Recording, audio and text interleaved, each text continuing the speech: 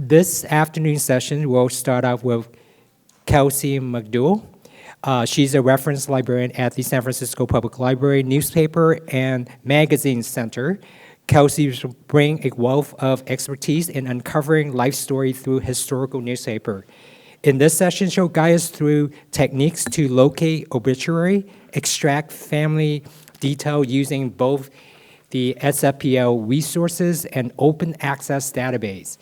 And for those of you who love to chase archival sleuthing, this is one for you. Let's give a warm welcome to Kelci.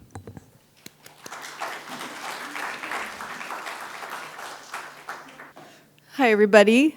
Thank you for coming back from lunch, and I hope to keep you riveted for this next hour talking about using historic newspapers for genealogy research. My name is Kelci Baughman McDowell, and I'm a librarian here at the main library in the Magazines and Newspaper Center. I will have time to take your questions at the end, so please hold them till then. Hopefully we'll have about 10 minutes, if not more, for questions. So let me tell you a little bit about the Magazines and Newspaper Center. We're on the 5th floor of the main library here, so if you have another break later on, or maybe once the symposium today is finished, come give us a visit on the 5th floor. We're staffed by 2 full-time librarians and 3 part-time librarians. We have a beautiful reading room on the 5th floor with about 260 current magazine subscriptions on offer for you. So you're not going to find your genealogy, family history in those sources, but they're a great place to go and have a break and take a look at what we do have. We do have a magazine about genealogy in the hobbies section, so you could check that out. We also get subscriptions to over a dozen daily newspapers. We have historic newspapers on microfilm, but I'm going to be talking a lot today about using the online databases to access this historic newspaper content. Actually, in this picture, if you can kind of see in the background of the 3 of us standing at the Magazines and Newspapers desk, there's a bunch of great cabinets. Those are the cabinets that hold the microfiche, and then even behind us, there's some computers, and those computers are connected to the microfiche and microfilm readers. So you can create JPEGs, PDFs, and other electronic versions of the newspapers you see in the microfilm. Well, I'm hoping you can do a lot of that online without busting out the microfilm, but we'll talk about your options.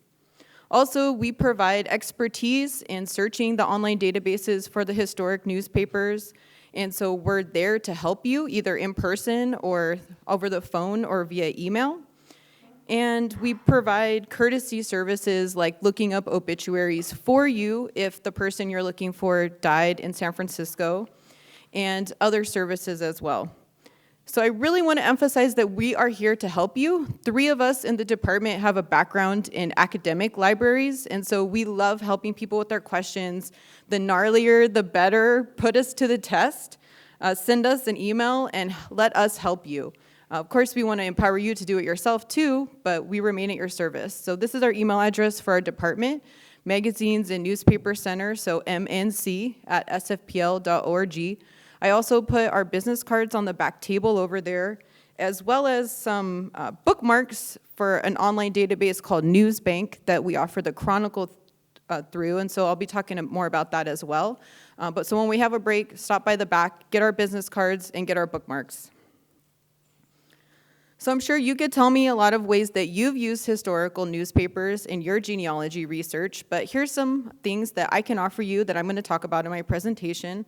So of course, we all think about obituaries, and I'll talk at length about obituaries, but also you can find births, deaths, and marriage announcements, articles about your family members if something significant happened to them during their life. For the kind of older stuff, you can find mentions of your family members in society and hotel arrival columns.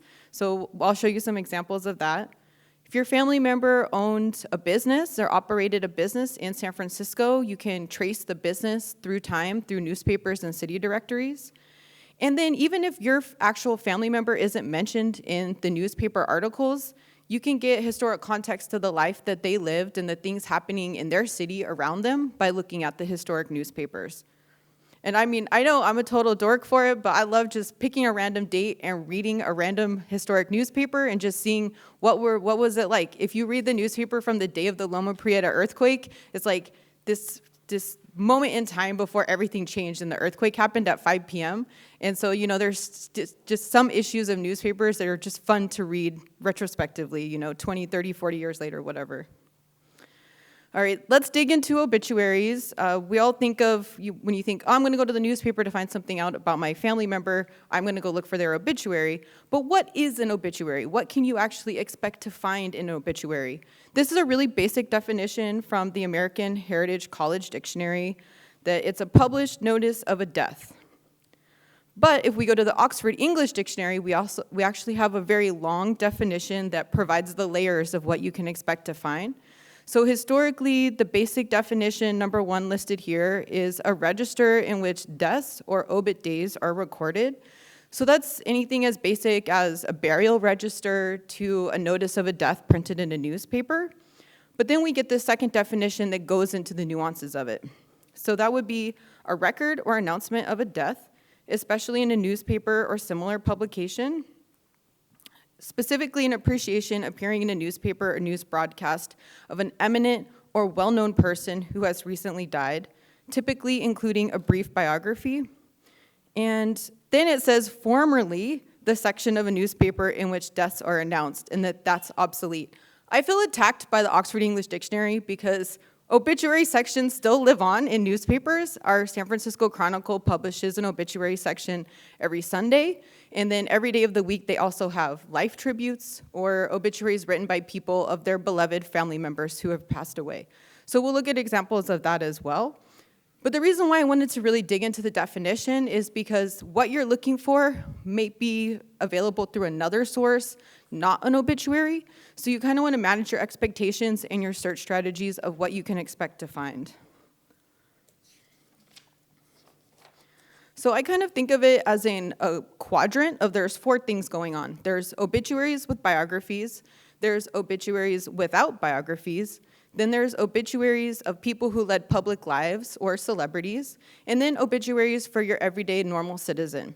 And so depending on where in that quadrant of what you're looking for finds, it's going to tell you where to search and what to do and when you can expect to see that.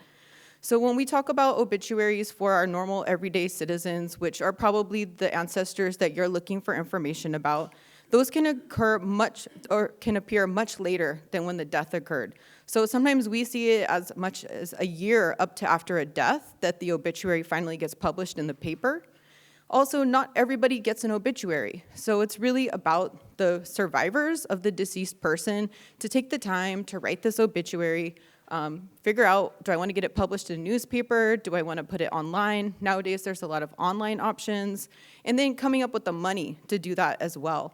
And so as we can all experience, when a death occurs in a family, there's a lot of other things that are happening that can kind of hold up that obituary from getting published in the paper. So people are in mourning, there's things with the estate to take care of, maybe they're waiting for the death certificate, all these really important things that are happening that might be more important than getting that obituary published.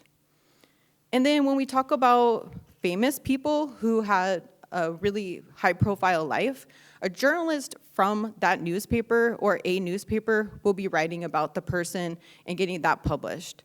So in this example, this is from a 1992 issue of the Oakland Tribune, and we have these obituaries here. I don't know who Morgan Sexton is. Maybe that person was important to Oakland in the 1990s, but I know that this person was important enough that someone from the actual Tribune wrote the obituary. So not a surviving member of a family, but an actual journalist. And I can see the byline up there. It says Morgan Sexton by Tribune News Service, and then it goes on to provide that obituary. And these are obituaries that also have the biographical information that we're talking about that kind of really makes an obituary an obituary. So moving on to obituaries written by friends and family, here are some examples from our recent local newspapers. So I mentioned the San Francisco Chronicle. This is what an obituary written by a family member for a deceased family member will look like. It's called life tributes. So this is an important lesson to not use the word obituary in your searching because that word might not appear anywhere with that article, or if it did, like in our previous one, Obituaries is the name of the section, so the word obituary doesn't actually appear in the obituary itself. So this example from the Chronicle. Then we have a historic one, again, from that same issue of the Oakland Tribune that I had earlier. But these are funeral announcements and in memoriam sections that somebody paid to have run in the paper. So none of these are written by a journalist from the Oakland Tribune. And then from the San Jose Mercury News down south in the South Bay, this is how they do it nowadays. And so basically, in the case with the Chronicle and with the Mercury News, a family is given an option. It costs maybe $300, maybe more, depending on how often you have it published, to have it appear in the print newspaper and then also appear online. And so with the Chronicle, they use it through legacy.com. With the Mercury News, it ends up on a website called endlesstributes.com. And so this is a moneymaker for the newspapers. Just the way a classified ad makes money for a newspaper, running these obituaries written by friends and family also helps revenue for the newspaper. So here's some historic examples from the Chronicle where we have people who led high-profile lives. The example on the left is someone who was important to San Francisco. So the Chronicle is going to have a journalist on their staff write an obituary, and they're going to run it, and that's kind of more of a news piece. And then also the actor that played Zorro, that was maybe written by a journalist on the national stage and then syndicated into the Chronicle. But nonetheless, these are people who their deaths are newsworthy. And then we have the center content of obituaries, which is kind of similar to what I showed from the historic Oakland Tribune screenshot as well, where we don't really know who wrote these. There's no byline, but they are appearing as in the obituary section kind of as a news item. And the reason why that this is important is because depending on the licensing agreements that a newspaper publisher comes up with the database that we get the content through, the classified ads might not be included. So this is from the FAQ from Newsbank, which is a huge database provider that we get a lot of our newspaper content through. And so it's just saying, to be clear, that you might not find those classified ad type obituaries because some of the publishers might not have had that agreement with Newsbank. So in addition to finding death announcements, as in these funeral announcements that I'm showing in these screenshots, there's also in the vital records part of the newspaper will announce births and marriages. But I think in both of these, we can see that they're examples of a moneymaker or a classified ad for these publications. And so the one on the left is from a 19th century issue of the Daily Examiner, which was the predecessor to the San Francisco Examiner. And you can see it says on the top, in order to secure absolute correctness in announcements of funerals, friends of the deceased should bring their notices to the business office of the Examiner at this address. And so you can see how it's a transaction where you want it to be accurate, but you also have to pay for it to appear in the newspaper. So moving on from obituaries, sometimes people have something that happened to them in their life or their death that's newsworthy, and so you can find articles about your family members that way. So in my example on the left here, mother hurled to death in trolley auto collision, we can see the name of the person, Mildred Garner. So like with any digitized historic newspaper database, you can go in, do a full text search for the name of the person you're looking for, and you'll find obituaries, but you'll also find news items if they had a unfortunate death that was the talk of what was going on in the city at the time. And so searching, the strategy will be the same no matter if you're looking for a news article or for an obituary. You search for the name, you get the result. The example on the right is a little bit more tricky. So this is about a man named Antonio Benarquez who was walking on the train tracks and may or may not have been trying to commit suicide, or it could have been an accident. And so if you were to search his name, Antonio Benarquez, you can see, if my mouse will, on this third line here, his last name is hyphenated, so it's, if you were to actually search Antonio Benarquez in quotes to have that phrase in that order, you would not get this result. Because the only time in this article that his full name, first name and last name shows up, it's hyphenated, and so that's gonna break up how the database searches for your terms and brings back your results. Also, the word suicide is not printed in this article at all, so depending on the quality of the information of family lore that you got, of how you found out that your ancestor passed away in this way, it could lead you astray if you use the word suicide.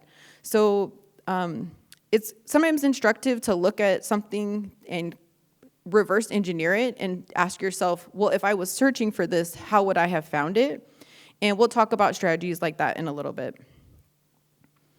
Also, in the old days, especially in the 19th century and the early 20th century, if you were coming to town, you wanted people to know where you were staying so they could come call on you, because we didn't have cell phones, we didn't have email, we didn't even really have telephones the same way back then.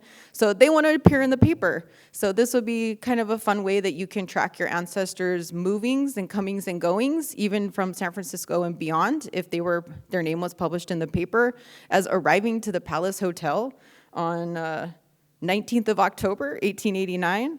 Also, if your ancestor was important to the society goings-on of the town, you can find articles and images sometimes. So if you were a descendant of Miss McMahon, you would have a nice image of her and information about her engagement. If your family owned and operated a business, you can find information in our resources about that business. So on the right side, I have an image for a furniture advertisement from the 1854 City Directory. How many people are familiar with city directories? I know some of you are. Yeah, I see some hands out there. So city directories were kind of a cross between the white pages, the yellow pages, and just kind of a business directory of advertisements. And so they're really valuable historical snapshots of what was going on in the city in any given year. And we have them from the early years of California statehood. So this example is from 1854. And so I saw, okay, George O. Whitney was running this furniture store at 159 Sacramento Street in 1854. What other information can I find out about his furniture store? So I went into one of our historic newspaper databases that I knew had content for this time period, and I did a search for his name exactly as it appears in the city directory page. So GEO.O.Whitney.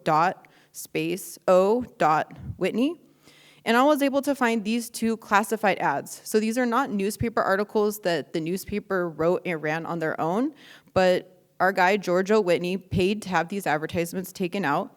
And just from this basic information, I can construct a timeline of what was happening to that business for the first couple years of 1854.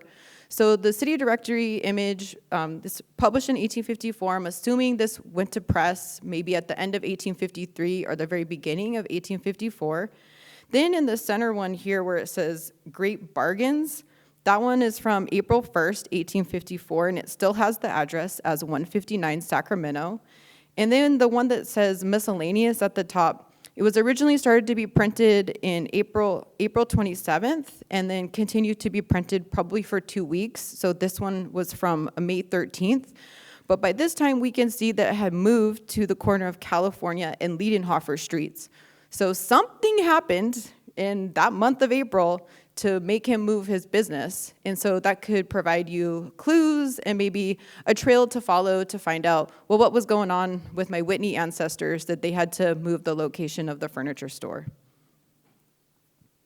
So those are all kind of examples to get you excited about learning the nitty-gritty of how to access our tools. But before we dive into how to look through the databases and construct your searches and stuff like that, I want to stop and just give you a little bit of a talk about strategizing your approach. This is going to be really important for saving time and saving yourself heartache later on.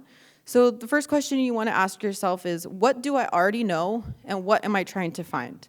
So if you already know the date your ancestor was born, where they were born, the date that they died, where they lived most of their lives, you know for sure that you're spelling their name right, then you're ready. Go jump into the historic newspapers and see what you can find.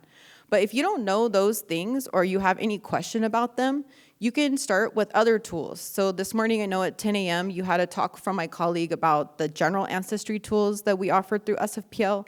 If I don't have the actual dates of someone's life and death, I go to Ancestry first, and then I try to see, okay, yeah, for sure they were born on this date in this place, and then it can come in more handy when I'm going through those newspaper results later.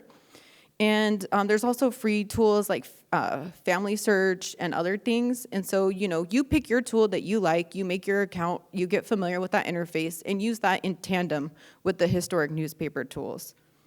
Also, you want to come up with a plan for staying organized. So whether that's printing out your results and keeping it in a physical folder or organizing them in a folder on your computer, just take that time to stay organized. Also, I think research logs are a great way to keep track of what you've searched, where you've searched, the terms and the phrases that you've searched. And also, a lot of our databases that we offer through the library subscriptions, well, you can create an account on those and create a digital folder to organize your results into, and it'll even keep track of your search terms and the different searches you've run and the list of results that you've gotten from those searches. And then, once you're actually ready to start searching the historic newspapers, there's some extra things to consider. So number one, is this historic or is this contemporary? So if it's more than 10 years ago, you're gonna think this is historic research. If it's happened within the last 10 years, then you want to use contemporary newspaper tools, and then you're a little bit more limited too. So maybe you've heard of the Social Security Death Index. So that's kind of this massive index of most deaths that have happened in the United States, but that data is only available through 2014. So, anything in the last 10 years, we're going to consider that contemporary. And a lot of times on the library website, we've set up the access points to newspapers to be for people who want to read today's paper or contemporary paper content versus people who want to do historic searching. And so these are important distinctions to make. Also, you want to ask yourself, am I searching just San Francisco newspapers, or did my ancestors spend a big part of their life living in another state? So we specialize in San Francisco newspapers, California newspapers in general too, and we do offer access to online newspapers from across the country for different time periods. But if you really need to get into targeted searching and your ancestor lived most of their life in Georgia, let's say, our tools might leave something to be desired. So it's just a way to target your search and to manage your expectations. And also, someone could have died in San Francisco but lived most of their life elsewhere. And so you'll want to consider, I want to search San Francisco newspapers, but also a newspaper local to where they live most of their life.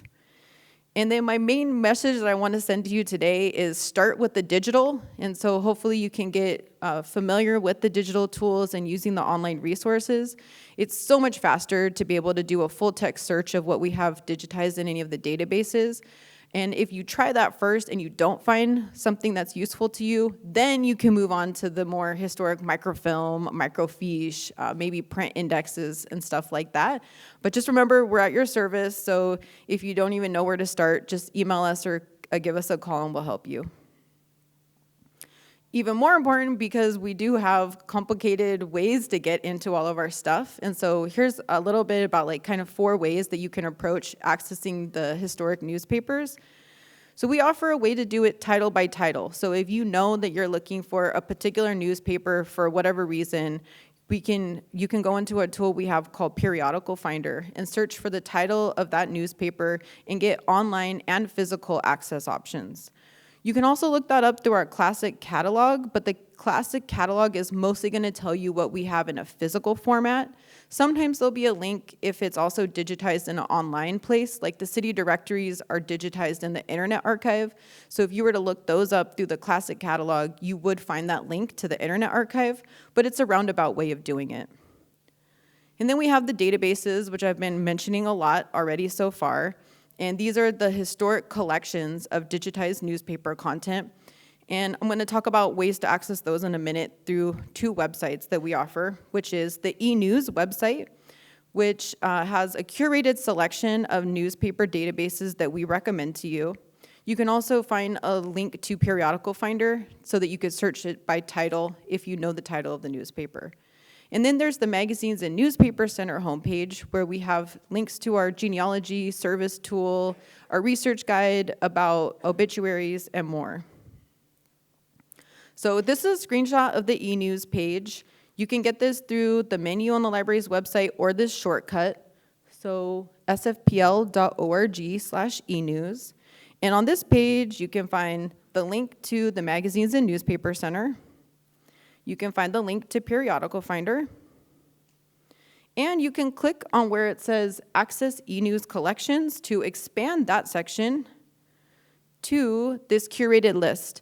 And so this list will show you titles by titles. So we have a link to the San Francisco Chronicle from 1865 to present through the News Bank database.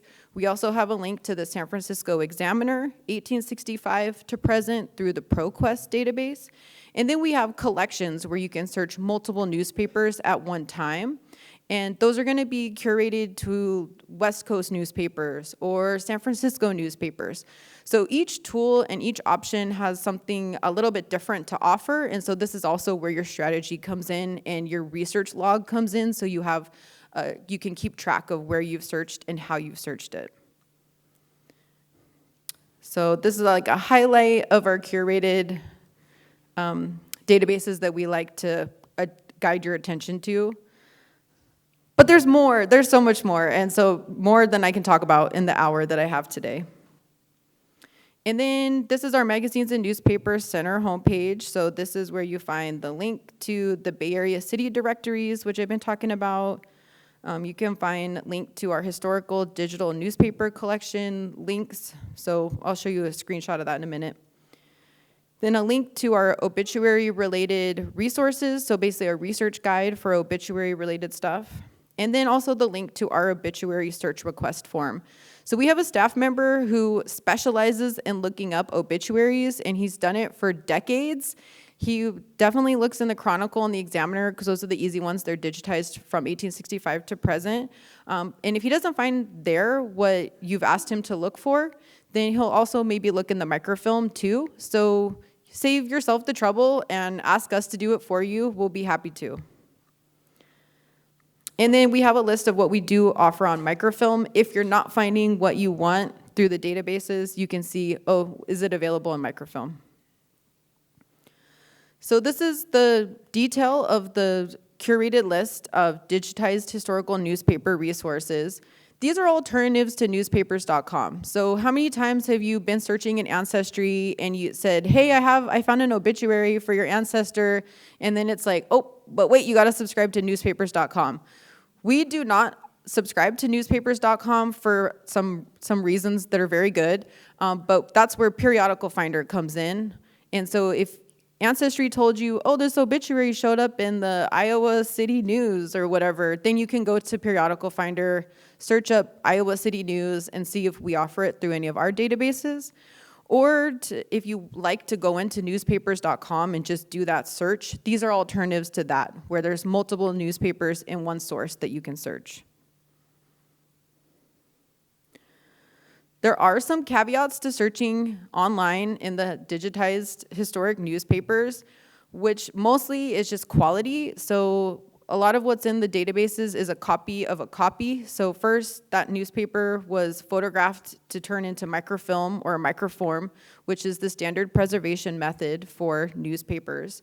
Then they digitize that microform or microfilm image into the database.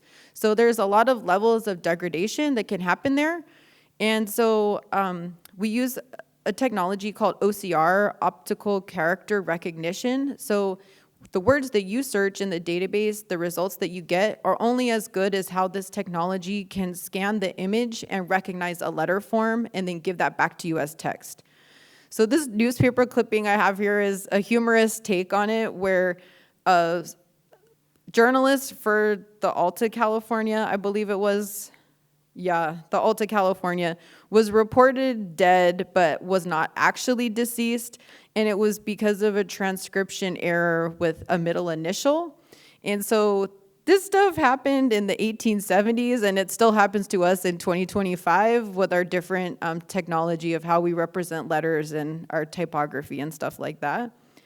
And so doing your full text search is a really quick way to get your information, but it's not the end-all be-all. Sometimes, like I was saying at the beginning, you want to pick a date and just read that newspaper from beginning to end, or at least skim it and get familiar with what section are the deaths announced in, do they usually publish obituaries in this newspaper at this time, et cetera. And then I'm sure you'll also find yourself falling down a research hole of how interesting it was in the early February of 1877. And also names are important, so thinking about, make sure you know the name for sure, and even if you know it for sure, maybe they were known by a different name, maybe they continue going by their maiden name, or maybe their last name was really commonly misspelled. So there's all these things to keep in mind. So we're going to return to our friend George O. Whitney and his furniture business. And this is how I constructed the search to find those other news articles for George O. Whitney. So you can see this is the advanced search screen in Newsbank. Every database that we offer more or less has an advanced search screen of some sort. And here you can construct what's called a Boolean search, where you connect your search terms with, in this case, the word or. So I'm basically telling the database that I want any version of this spelling of this guy's name, these 4 options. And so I went with the first one that I saw in the city directory announcement, geo.space.o.whitney. And I have it in quotes so that it finds that exact order of those words. So I don't want GEO over here and O over here and Whitney over here. I want just that phrase together. But then I started wondering, what if he went by George, not abbreviated? So then I thought, well, George O. Whitney is an option. What if he goes by without his initial? So then I was like, George Whitney could be an option. What if he goes by George abbreviated but without his initial? Then GEO.Whitney could be an option. I think I could have come up with even more too. But this search came up with 37 results. So it was a good strategy to use, even though I think all of them or most of them were under the first option, where this guy really consistently went with the abbreviation with his middle initial and his last name. So I've been talking about the browsing a lot. In every database that we offer, there's a way to just go through a calendar. So you could pick a year and you can pick a month. Then you can go into that issue. And this is where knowing the dates is really important, because if you're going to go down to this level of granular detail of reading through historic issue by issue of a newspaper, you want to know you're looking in the right place and you're not, in the wrong year or the wrong month or whatever. So if you forget everything else that I talked to you about today, please remember our website, sfpl.org/enews. And I've already been talking a lot about our business cards in the back, so pick up a business card. So don't forget that. It's imprinted in your mind, right? So now we're going to move on to a couple of case studies so that you can see kind of actual examples of things that questions we've gotten in the Magazines and Newspaper Center, and then how we approached it. So I really had this one a couple weeks ago. Someone called from California, but outside of the Bay Area, and she said, I'm a genealogist looking for information about these members of my family. The first person she asked about was somebody named Herman Castle. She told me, this is what I said, well, what all do you know about him? She didn't even know for sure the spelling. So that was her number one thing. She wanted to make sure the spelling was accurate. Great approach. I love it. So could be spelled with a K. She also knew that he worked for Nason Paint Company. He lived in San Francisco sometime from the 1930s to the 1950s.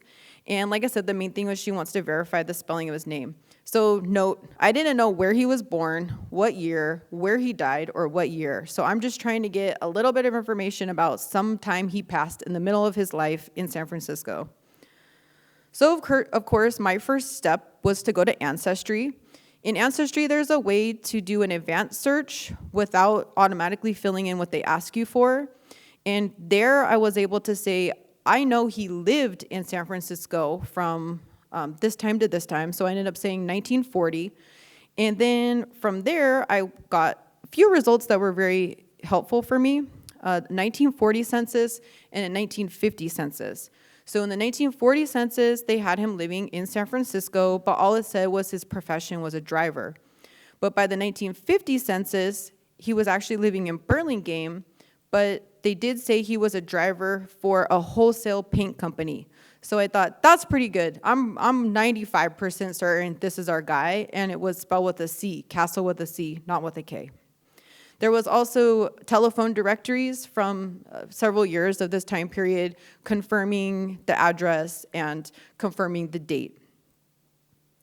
So from that information, I was like, okay, now I'm ready to go to the Chronicle and the Examiner and see what newspaper articles I can find. This is how I constructed the search. This is the advanced search screen in Newsbank. So first I put his name, Herman Castle, in quotes, just because I have limited time. I can't, like a hobby genealogist like you all, I can't devote like 5 hours to this because that would be bad use of city funds or whatever. So I'm gonna put it in quotes and hope that nothing is hyphenated and that I can get something. And then in Newsbank, the second box there will default to date. And so you can see the drop-down menu next to each field. The first one is searching all text. So all text of the article and the title of the article. And then the second one, I said, let me do 1935 to 1955. So first I got this result, which is from January 16th, 1938. And it's kind of small, but you can see it says Mrs. Herman Castle. So this is actually, I think, an article about his wife, who we found in Ancestry was named Augusta, and her business that she was doing with a society group that she was part of. So another example of society actions being here with Beth Israel Sisterhood. And then just like 3 weeks later, this is from February 6, 1938, another news piece about philanthropy with Beth Israel Sisterhood, ratifying chairman, including our guy, Herman Castle. So seems like him and his wife were very active in their community at Beth Israel. But then I also got this article from much later, from 1953, about someone named Herman Castle who was returned to the United States being a prisoner of war. This article says that this Herman Castle was from Kentucky, whereas in the ancestry record, our Herman Castle was from Louisiana. So in this case, I could use the information I found in Ancestry to say, this is not an article about the person we're looking for, and so I did not include this in the email that I sent to the person on the phone because it wasn't really of interest to her. So that was a happy story that ended well. This is a story that's more amusing and not a case study of something that we did in the Magazines and Newspaper Center. But I get these emails from the California Research Bureau, which is something that comes out of the California State Library. They have this weekly newsletter called Studies in the News. And there's this guy, Alex Vassar, who works at the California State Library, writes this historical piece that appears in every newsletter.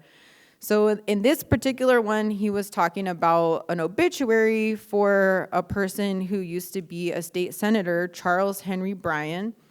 And this particular obituary was pretty savage in the way they talked about the way that this guy died. So it says, another great man passed away, great in his natural and acquired abilities and great in his weakness. He made large sums of money, but most of it doubtless went to satisfy the craving appetite that was slowly but surely consuming him. For a long time, he has been simply a wreck.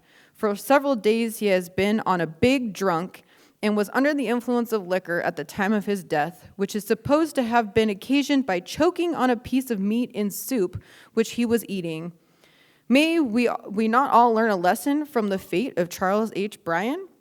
And so this got my curiosity piqued, and I thought, okay, I believe Alex Vassar that this is really a newspaper article, but just out of curiosity, do we have access to the Reno Evening Gazette that this appeared in? So I used Periodical Finder to look up the Evening Reno Gazette, and these are the results that showed up, and it told me this newspaper is available in ProQuest Historical Newspapers U.S. West collection. For the time period that we're looking, actually from 1876 to 1983, this newspaper is available digitally. So I clicked on the link, and in this case, there's a couple reasons. I did not search. I did not do a full text search. I went into browse, because number one, I had the actual date of the newspaper article, and number two, it actually has his name as Chaz H. Bryan, so abbreviated, so CHAS period space H. So I was kind of agonizing over, well, what if it's Charles? What if it's Chaz? What if I miss it because I used the wrong keywords? So I was like, okay, I'm going to go browse. And so I selected the year, the decade, 1870 to 1879, selected the year, 1877, selected the month, May. Then I selected the day, May 15th, and clicked View Issue. Newspapers back then were actually pretty short. It was only 4 pages, so it wasn't a lot of time to waste to look through those 4 pages. And on page 3 of the 4, here is the actual Savage obituary as it originally appeared. And then it got me thinking, well, this was a prominent public figure, so this is different than those, everyday citizen family members that you may be looking for. So what other newspapers covered his death, and how did they put it? Well, I went into Newspaper Archive. That's one of the competitors to newspapers.com that we offer through the public library. And I was like, well, I got to pick some way to say his name, so I used the exact phrase option in the advanced search. So I used Charles H. Bryan, and then I did limit it to the year 1877. And I found several results, including this one from the Morning Appeal newspaper, May 16th, 1877, which is about the coroner's report of how he actually died. Did he really choke on the piece of meat, or was there something else going on? The quality is pretty bad, so you can see where I'm giving you the caveat of the full text searching with the copy of the copy. But then there was this other one from the Iola Register newspaper archives. Judge Charles H. Bryan, formerly of the California Supreme Court, was choked to death by a piece of meat while at dinner at Carson, Nevada. So at least in this case, it's the meat's fault for choking him to death. It's not his fault for being drunk. And then we have this one that's from the Eureka Daily Sentinel. A Carson, Nevada dispatch says Charles H. Bryan, ex-judge of the Supreme Court of California, died there today while at dinner, a piece of meat strangling him. So once again, a little bit nicer, not saying he was drunk and that he'd been on a drinking binge, and it's the meat's fault for strangling him. I think I have time for one more example, so I'm going to skip this one and go. Okay, so this was another example. So shout out to Jerry Deere, my coworker who's in the back row there. Jerry is yes, applause for Jerry, if you know Jerry. Jerry's the whizzest of all of the magazines and newspapers librarians. So he collaborated with me on this one. So basically, it started with this woman came. She said, I'm visiting from out of town. I'm here from Washington, but I'm looking for information from my ancestor who lived in San Pedro, and I'm looking for an obituary. So me and my little magazines and newspapers world, I was like, obituary, newspaper, let's do it. So, and I also knew San Pedro is in Los Angeles, so I was like, you're talking about San Pedro in Los Angeles, right? And she said, yes. So I said, okay, well, we have the Los Angeles Times, fully digitized from the beginning. Let's look there. We did not find anything. So then I put her down on a research terminal, and I said, here's some other options to look up historic newspapers from this time period in Los Angeles. So she was doing her thing. Then my shift was over. Jerry came out. It was Jerry's turn at the reference desk, and I said, well, this woman's on this research terminal. This is what we looked at so far, and we didn't find anything. So then, whatever hour passes, I see Jerry later, and Jerry says, we found the obituary, or we found what she was looking for. I said, Jerry, how did you do it? So Jerry went up. We all approach things different, and so it's good to, fly some ideas off of a friend, a colleague, or a librarian. And he said, well, I looked in Family Search first, because since you didn't find the obituary, Family Search might be a better place. So that's something that Jerry's used to using. He has an account there. It's free to make an account. It's a free service to use. But I always got hung up on making the free account, so I never used Family Search. And so there, Jerry found this death certificate for this woman, Mary Hart, who died in 1919 in San Pedro. But Jerry pointed out it's very important to know San Pedro is the name of a place within LA. So if you were to search San Pedro in the process of this, you would be eliminating this result, because actually on the death certificate it says Los Angeles. And then it turned out that the woman we were helping, she didn't need an obituary per se. She wanted to know the names of the parents of Mary Hart, and that information is on the death certificate. It has not only the names of her mother and father, but where they immigrated from, so that they were both from Germany, and it has the name of the town in Germany that they came from. So this is really a happy story ending. But the other thing was that in Family Search, this is very clear on this death certificate. It says she died July 20th, 1848, but in Family Search, it had it as 1849, I believe. So just another example of how transcription errors happen, and so you have to be really dedicated to being critical of what you're looking at and keeping an open mind about dates, because you might know the date for sure, but the database might have gotten the date wrong.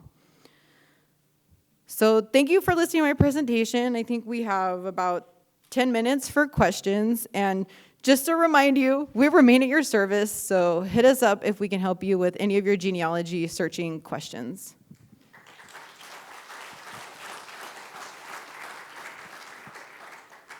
I think, yeah, Richard has a microphone, so if you have a question, use the microphone. With these individuals that you look up, are you able to find descendants of individuals? In certain tools, it does show that information, so I think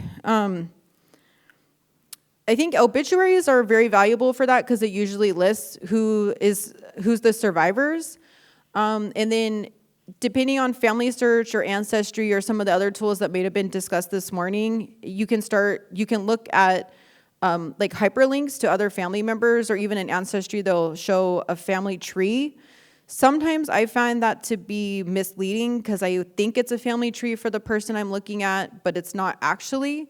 And the other problem with it is that ancestry relies on artificial intelligence to put a lot of stories together. And so ancestry, you can actually report an error and make them change it.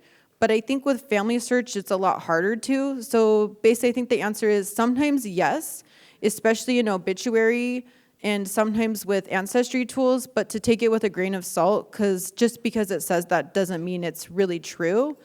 And that's the value of obituaries, and I think why people crave obituaries so much is not only to give that shape and form to the life of your loved one, but to get the information about their children who are still alive, and maybe nieces and nephews and stuff like that. Any more questions?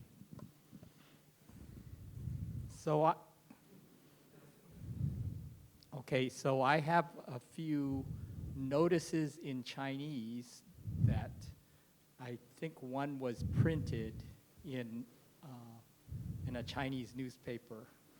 This was in 1960 something, and was clipped by my grandfather.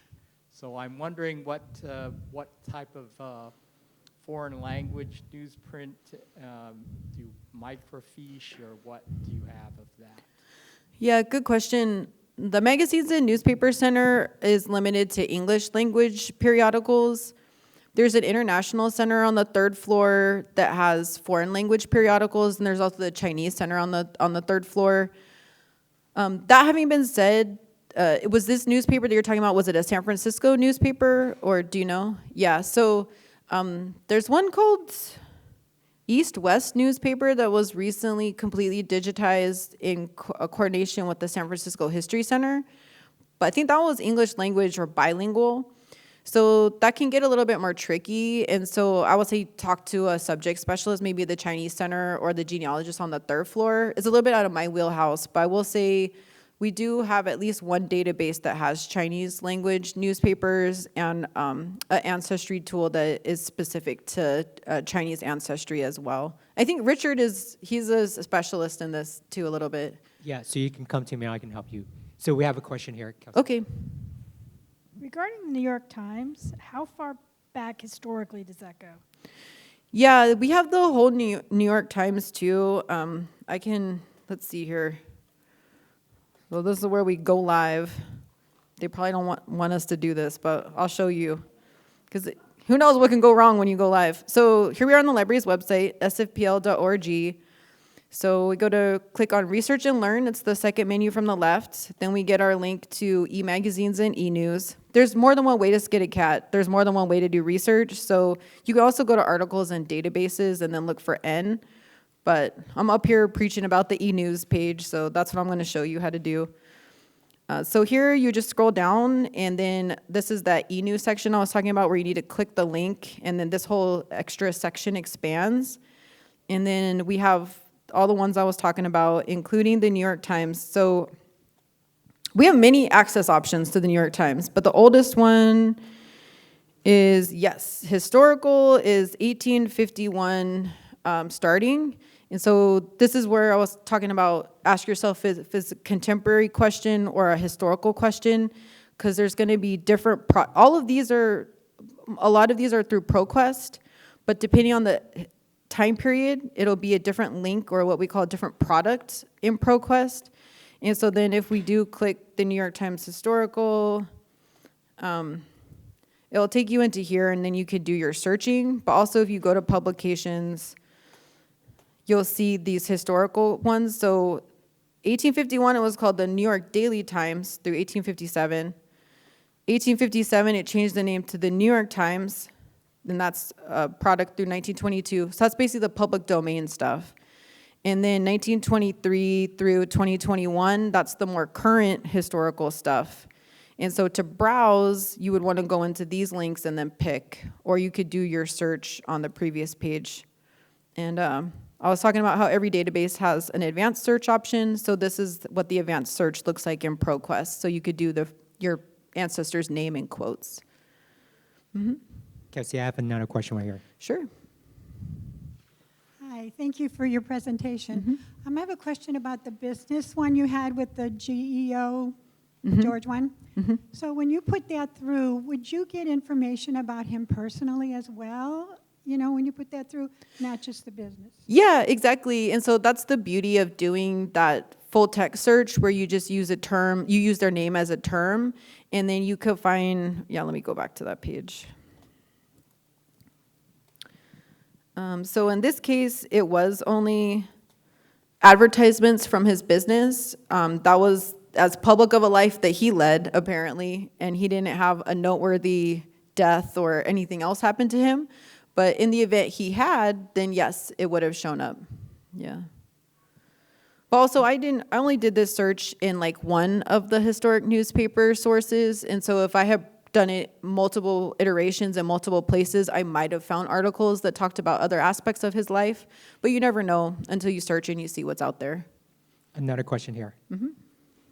Hi. So it works? Okay. So all of my ancestors and immediate family are in the East Coast. So besides the New York Times, are you able to access other smaller newspapers through like Newspaper Archive or those sort of general databases? Yeah, exactly. Newspaper Archive is going to be your best bet for stuff outside of California. So let me show you that. Is this going to do it? Yes. So here we are on the library's website. So I can go once again to the Research and Learn menu and then to e-magazines and e-news. And then down here under the e-news section, once again, I'm going to click on Access e-news collections to expand this. Then I'm going to go down here to Newspaper Archive, which is listed here. And then once I go into here, it's going to present me with this start screen. So what you can do is use the top menu, Browse by Location. And then you can go into, do you want to give me a state? What state they were in? New York. So then we go down the list to New York. And then we'll see the cities. And so then you could go into the cities that you knew that they lived in. You can also click on Browse All of New York. And so I think when we're dealing with historic newspapers, we can approach it by geography, by location, or by time period. And this is where the crux of the issue is, because we might have the newspaper for the place that your ancestors lived, but we don't have it for the dates that your ancestors lived. And so there's, these two things that you're going to balance is location and then the date availability. And then that's why there's the browse by date option at the top as well. Or you can just come in and do an advanced search and just construct your search that way. And so you can put in the first name and last name, or just the last name. You don't have to fill out all the fields that are on offer in any particular resource. You can use less information, and sometimes that's better to start with less. And you can just see, okay, let me just do the last name and maybe a location. And then if you get like 500 results, then that's overwhelming. You can't do 500. And so you come back in and add another search term and then narrow it down a little bit.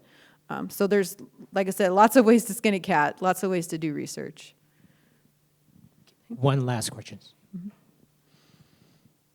Any of these newspaper or publications, are they anything in North America like Canada, for instance, or Mexico? Not really. Yeah, I think that would be if it's available through an open access option. So for example, one thing I didn't talk about very much is something called the California Digital Newspaper Collection, which is just for California, but it's open access and it's free.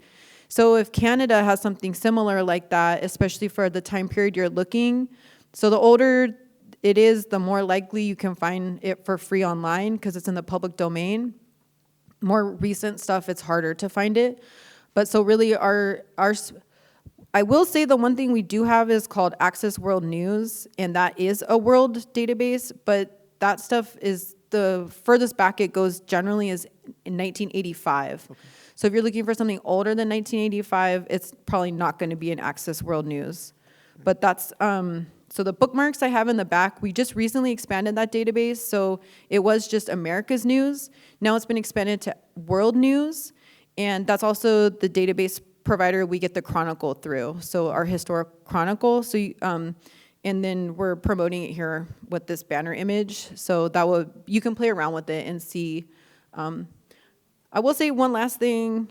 I know I'm running out of time, but if you go into Periodical Finder, so I just click Periodical Finder here, you can also start typing in, do you have any in mind, like from a particular place in Canada, like a city or anything? It's real terrible because what's in the way is basically a very common Chinese name that's Romanized, and there's so many identities with the same name. Oh, okay. I found things like in Sebastopol, for instance, and I tried looking up Chinatown and that kind of stuff with street maps and Sanborn, and even going to their library and asking things, and without luck. So we can try something, but I don't want to run aground in terms of the popularity of a name that's widely used.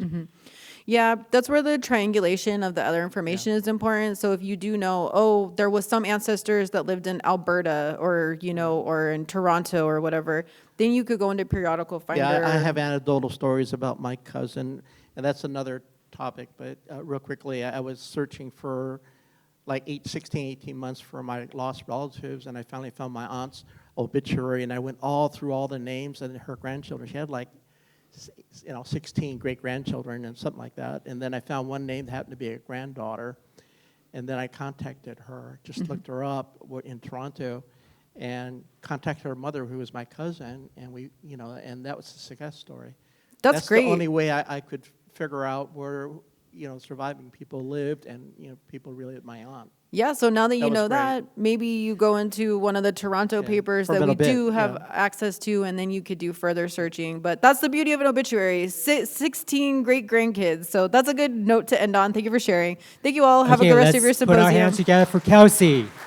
Thank you. Amazing.